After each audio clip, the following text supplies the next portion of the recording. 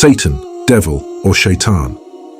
The concept of Satan is present in Judaism, Christianity, and Islam, but his nature and role differ across these religions. Satan is indeed the creation of God, like human and others, but these discrepancies reflect deeper theological differences between the three religions, including their perspectives on free choice, the existence of evil, and God's relationship to creation. For example, in Judaism, Satan, ha-Satan, meaning the adversary or the accuser, is not an independent being who opposes God, like Christian and Islamic traditions.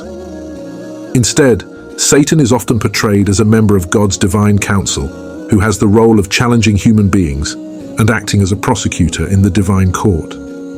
His role is more about testing the faith and righteousness of individuals.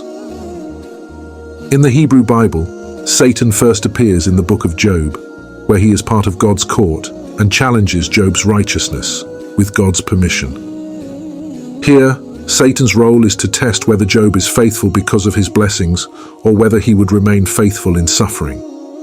According to Jewish theology, Satan in traditional Jewish thought does not represent an eternal force of evil, but rather functions as part of God's plan to test and refine human beings. Jewish interpretations often emphasize human free will and the inclination toward good and evil, rather than a powerful demonic figure leading humanity to destruction. In Christianity, Satan is often seen as the embodiment of evil, a fallen angel who rebelled against God and now opposes God's will. His role is more independent and antagonistic than in Judaism.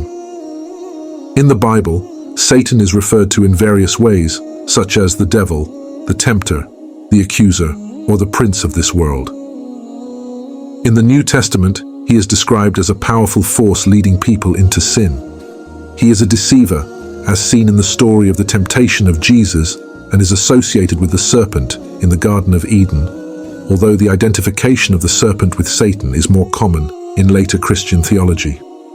Satan's rebellion against God is most famously depicted in later Christian writings, such as John Milton's Paradise Lost.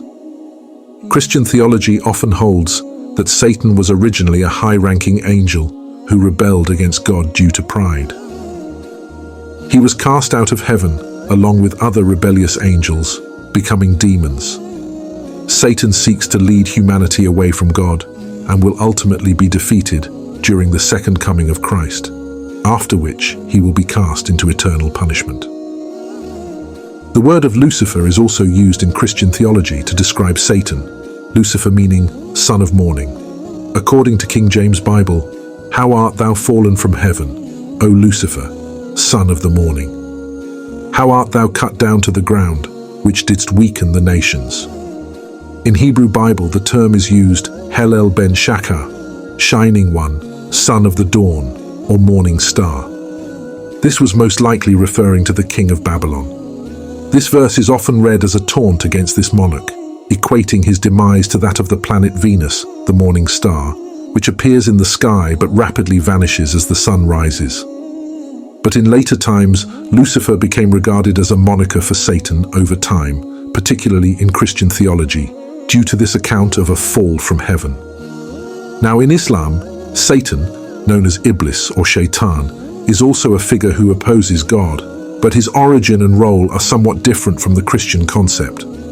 According to the Quran, Iblis is described as a jinn, a being created from smokeless fire, who refused to bow to Adam when God commanded all the angels and jinn to do so.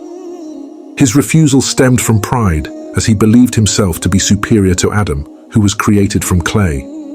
As a result, Iblis was cast out of heaven, but God allowed him to tempt humanity as a test of faith until the day of judgment. In Islamic thought, Satan's role is to tempt humans into disobedience and sin, but he has no power over those who remain faithful to God. Humans have free will, and Satan can only whisper evil suggestions. Ultimately, Satan and those who follow him will be punished in hell after the day of judgment. Unlike Christianity, Islam does not see Satan as a fallen angel, since angels in Islam do not have free will and cannot disobey God. Basically, a disobedient jinn, whose power is limited to suggestions only. Hope you liked the video.